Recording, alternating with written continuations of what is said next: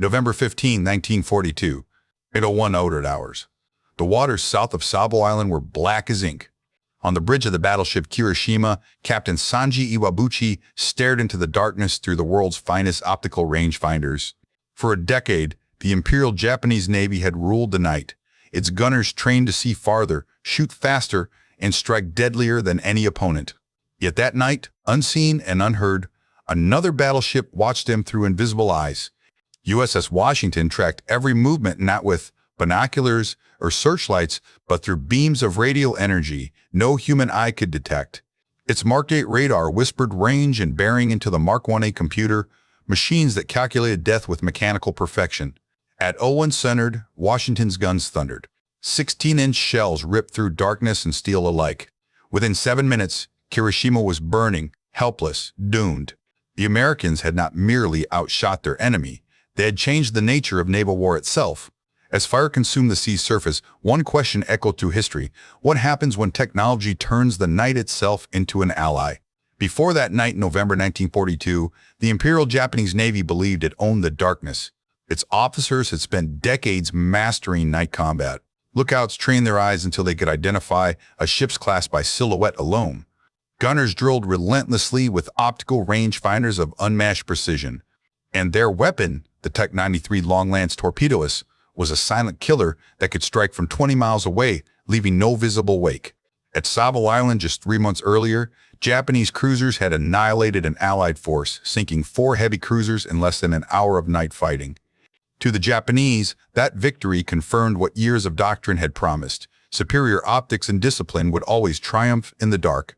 Across the ocean, the United States had chosen a different path. American naval development did not seek to perfect the old AD. It sought to reinvent warfare itself.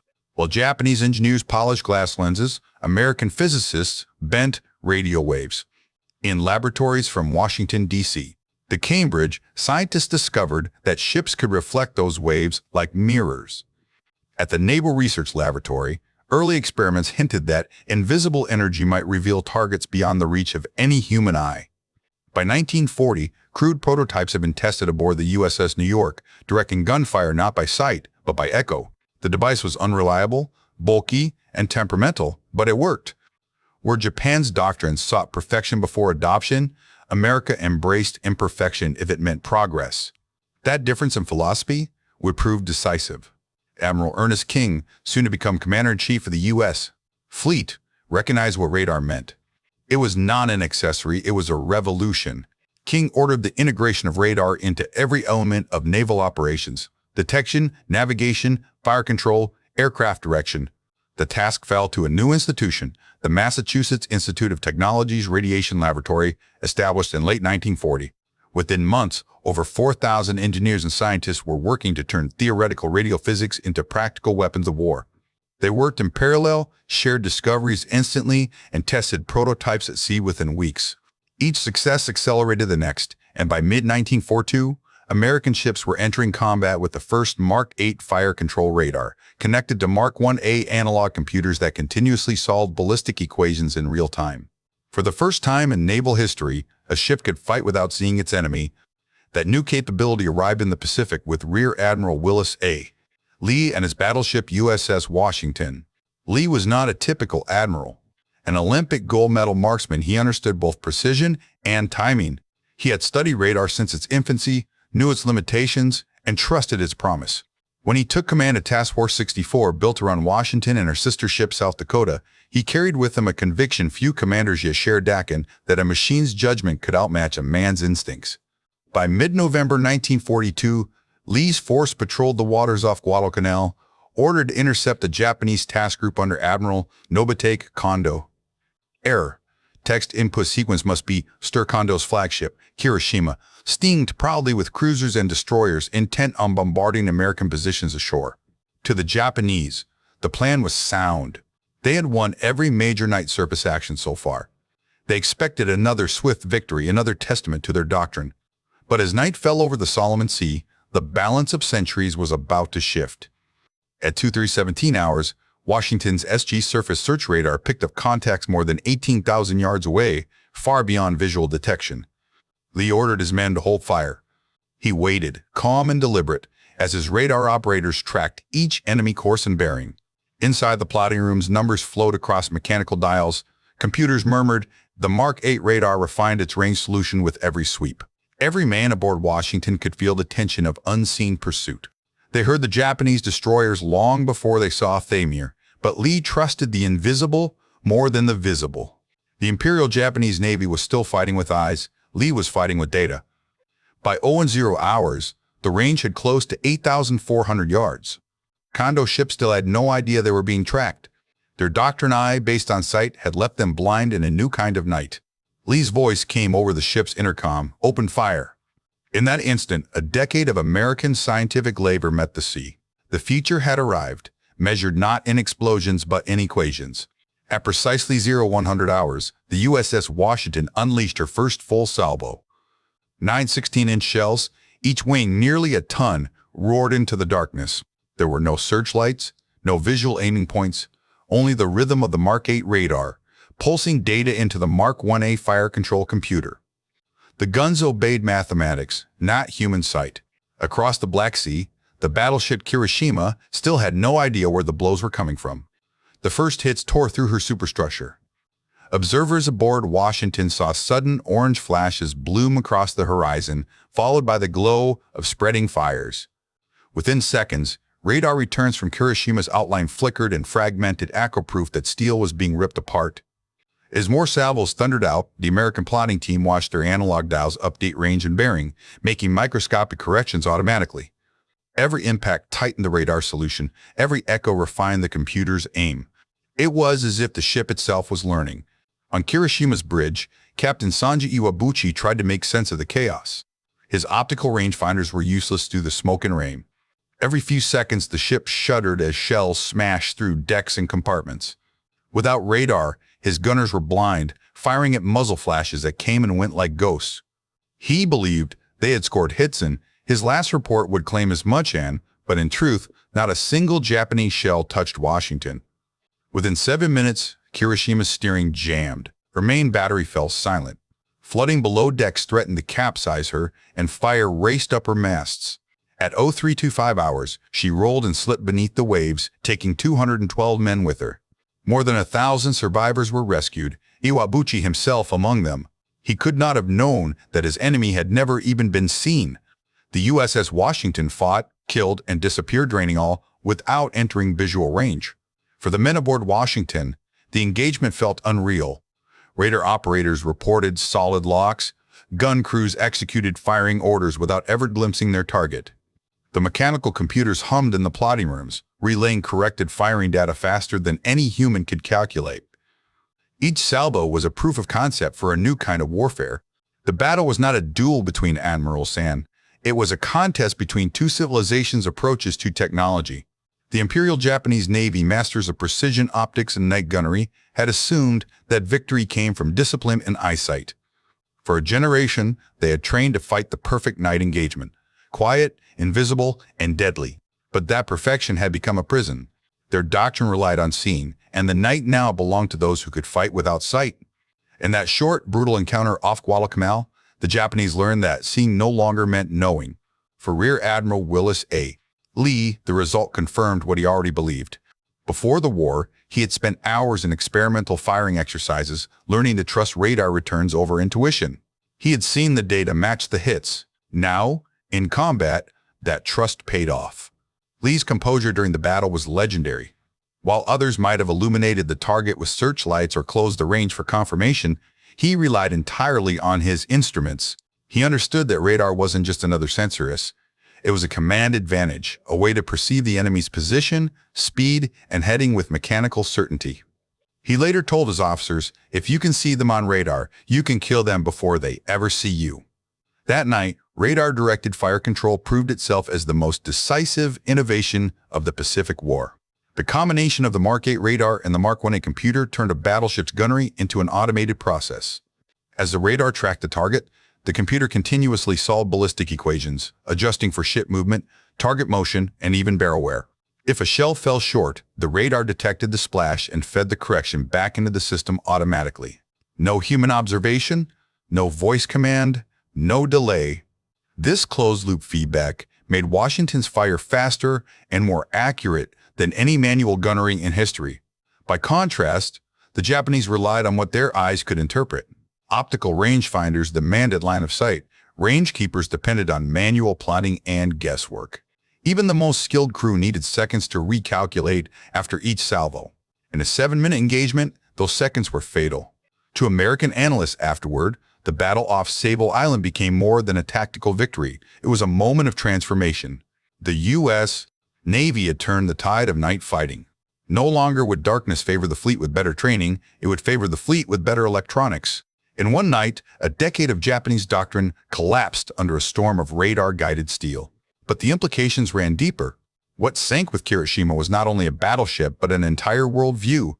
The belief that human senses could remain supreme in industrial war. The Americans had built machines that could see when men could not, calculate when men were too slow, and decide before men could think. For the first time, the human eye was no longer the measure of combat. That change would echo far beyond Guadalcanal. When daylight came, the ocean was quiet again. Oil burned on the surface where Kirishima had been. The crew of Washington walked her decks, staring at the distant glow on the horizon. They had won the battle without ever truly seeing their enemy. Some felt triumph, others unease. They understood that something profound had shifted, that they had crossed a threshold into a war ruled not by courage alone, but by computation.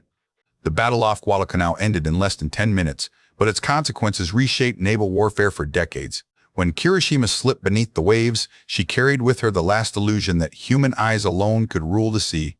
The victory of USS Washington was not just a triumph of Gunryaka, it was the birth of the electronic battlefield. In the months that followed, American officers and engineers studied the engagement in minute detail. Every radar sweep, every firing correction was examined, diagrammed, and standardized. The result was a new command structure built around what became known as the Combat Information Center, or CIC. Inside these windowless rooms, radar screens, radio intercepts, and plotting tables merged into a single picture of the battle. For the first time, a warship possessed what modern strategists would call situational awareness. Decisions that once relied on scattered reports from lookouts could now be made in real time, guided by a complete understanding of friend and foe alike. The CIC transformed the ship into a thinking organism, where data flowed faster than human sight ever could. Japan, by contrast, could not keep pace. Her scientists had already built radar prototypes, and by 1943, some warships carried early sets for air warning. But these systems were rarely integrated with weapons. They operated as isolated instruments, useful for detecting an enemy, but useless for directing a gun. The Imperial Japanese Navy remained trapped by its own perfectionism. A new device had to meet exacting standards before it could be deployed, and factories were already straining to replace the losses of 1942. The result was fatal delay. While American laboratories built and fielded improved radar models every few months, Mark 8, Mark 12, Mark 22, Japan was still struggling to make its first-generation systems reliable at sea. The Americans were not chasing perfection, they were chasing advantage. The MIT Radiation Laboratory operated on a principle almost alien to Japanese industry. Deploy now, refine later. Engineers and sailors formed a continuous feedback loop. Combat crews sent reports from the front. Within weeks, laboratories produced upgraded components. Manufacturing partners such as Westinghouse, RCA, General Electricon built the parts by the thousands. By mid-1943, radar and fire control had become as standard aboard American ships as guns or engines. Every vessel from battleship to destroyer carried at least one radar set for surface detection, another for gunnery, and one for aircraft warning. All were connected through the CIC, the ship's electronic brain. This integration went beyond technology, it was cultural. American commanders began to plan battles, assuming perfect knowledge of the enemy's movements. Night operations, once considered suicidal, became routine. The Pacific no longer slept. Destroyers hunted supply convoys in darkness. Cruisers intercepted enemy task forces guided only by radar tracks. The ocean itself had turned transparent. The Japanese response remained rooted in the traditions that had once served them well. They continued to train lookouts to read silhouettes, continued to rely on optical fire control, continued to value the sharpness of human perception over the hum of machines. Even when reports filtered in describing American ships firing accurately without illumination, many officers refused to believe it. To them, radar was still an unproven novelty. Doctrine insisted that technology could not replace discipline. They learned otherwise in battle after battle. By 1943 and 1944, the technological gap had widened into a chasm. During the Battle of the Philippine Sea, American carriers used radar to detect incoming Japanese strike waves while they were still forming up over their own ships. Fighter directors aboard carriers watched glowing traces on screens, vectoring F6F Hellcats to intercept long before the attackers could reach firing range. The Japanese never had a chance. Out of hundreds of aircraft launched that day, most were destroyed before they saw an American ship. To the survivors, it seemed the enemy could see through the clouds themselves. They were right. The same pattern repeated at the Battle of Surigao Strait in October 1944. Vice Admiral Shoji Nishimura led his force of 2 battleships and 4 destroyers into the narrow channel under cover of darkness. He expected the advantage of surprise. Instead, radar-equipped American ships tracked his every movement for hours. When Nishimura's column entered the trap, 6 American battleships opened fire in unison. Each salvo was guided by radar, each correction computed automatically. The engagement lasted barely half an hour. Nishimura's force ceased to exist. The Americans called it a crossing of the T, but it was more like an execution by machine. Technology had not just changed tactics, it had rewritten the psychology of command. Where Japanese captains once trusted instinct and eyesight, American officers now trusted data. Where the Imperial Navy sought mastery through training, the U.S. Navy achieved it through integration. Even the tempo of battle had changed. Radar removed uncertainty, and uncertainty was what once slowed decisions. Now, a commander could act with absolute confidence, knowing the unseen world was mapped in glowing lines before him. The proximity fuse, or VT fuse, deepened this transformation. Developed at the Applied Physics Laboratory under the National Defense Research Committee, it used a tiny radar transmitter inside an artillery shell. When the shell approached an aircraft, it detected the target's reflection and detonated automatically. The effect was devastating. A single cruiser armed with VT fuzz shells could create a barrier of air bursts through which no aircraft could safely pass. To Japanese pilots, it seemed that American gunners possessed supernatural accuracy. In reality, it was simply another triumph of physics and mass production. Each fuse had to survive the shock of 20,000 times the force of gravity when fired, operate for only a few seconds, and detonate within yards of a fast-moving target, all while costing less than a dinner plate. American industry built them by the millions. Together, radar fire control, the CIC, and the proximity fuse formed the foundation of what would later be called networked warfare GOS, a web of sensors, weapons, and decision systems acting faster than any opponent could react. By late 1944, Japanese fleets fought not against men, but against a machine network that saw farther, fought faster, and struck harder. Every advantage that Japan had built before the war reached training, courage, seamanship was rendered obsolete by an invisible wall of technology. The tragedy is that the Japanese sailors never fought less bravely. On every ship, they performed their duties with the same discipline that had carried them through the early victories of 1942. But courage could no longer close the distance between the eye and the machine. When USS Washington destroyed Hiroshima, the outcome had not been in doubt. It had been predetermined by years of scientific investment, industrial organization, and a philosophy that valued progress over perfection. The Americans had not just improved their weapons, they had redefined warfare itself. In the aftermath of Guadalcanal, the United States Navy did more than celebrate victory. It dissected it. For every admiral and engineer involved, the USS Washington's triumph over Hiroshima symbolized something larger than a tactical success. It was the validation of a national philosophy that science, organization, and industrial discipline could overcome any opponent, no matter how skilled. From that moment on, America would never again separate warfare from technology. To American planners, the lesson was clear. Future wars would be won, not by those who trained the hardest, but by those who could adapt the fastest. The United States had turned laboratories into arsenals and scientists into soldiers.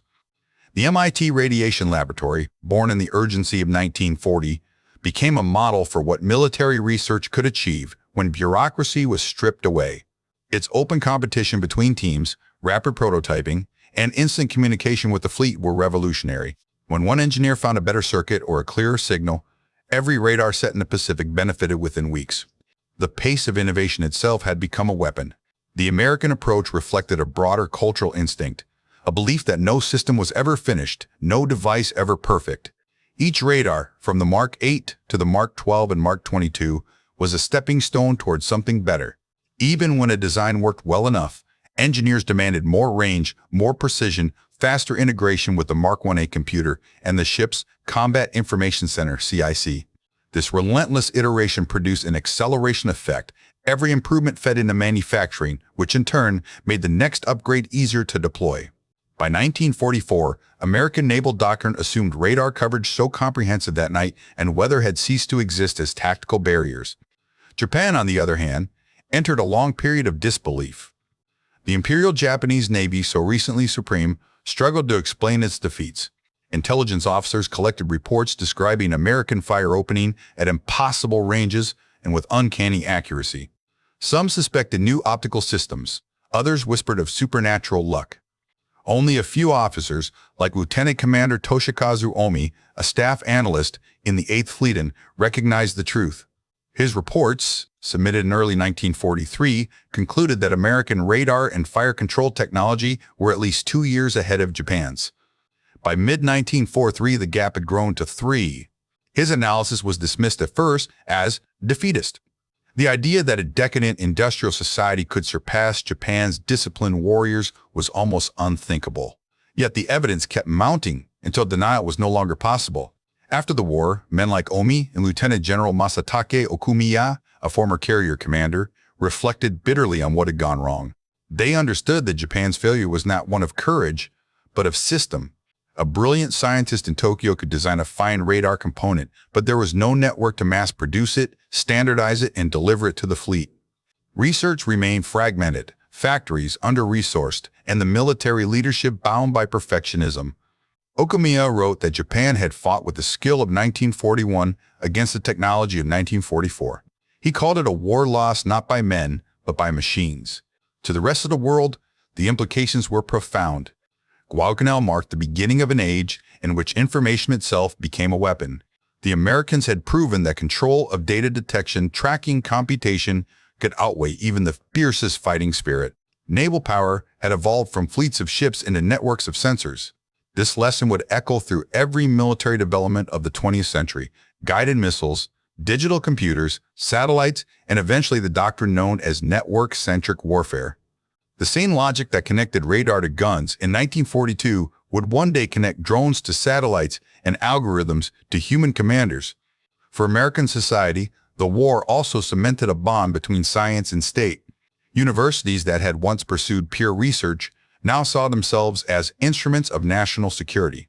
The engineers who had built the Mark 8 radar and the proximity fuse would go on to create the first computers and the early architecture of the Cold War's technological race. The lesson of Guadalcanal was written into America's DNA: never allow an adversary to control the next frontier of innovation. Yet even amid triumph, there was introspection. Some officers worried that warfare had lost its human dimension. They remembered the night battle where Kirishima died without ever seeing her killer and wondered if the same fate might one day await them. If the machine could decide faster and shoot straighter, what role remained for courage? The question lingered in naval circles long after the war. But for most, the conclusion was inescapable. Technology had not diminished valor, it had simply changed its form. To trust a radar in the darkness, to fight by invisible data, required its own kind of courage, the courage to believe in the unseen. Across the Pacific, the wrecks of Kirishima, Yamato, and Musashi would rest as monuments to a vanished era when power was measured in armor and caliber. Above them, a new kind of fleet sailed, guided by electrons, protected by circuits, commanded through information. And in every hum of radar and flicker of a screen lived the ghost of that night off Guadalcanal, when the balance of the world's oceans shifted forever. When the guns fell silent off Guadalcanal, the sea glowed with burning oil and fragments of a vanished world.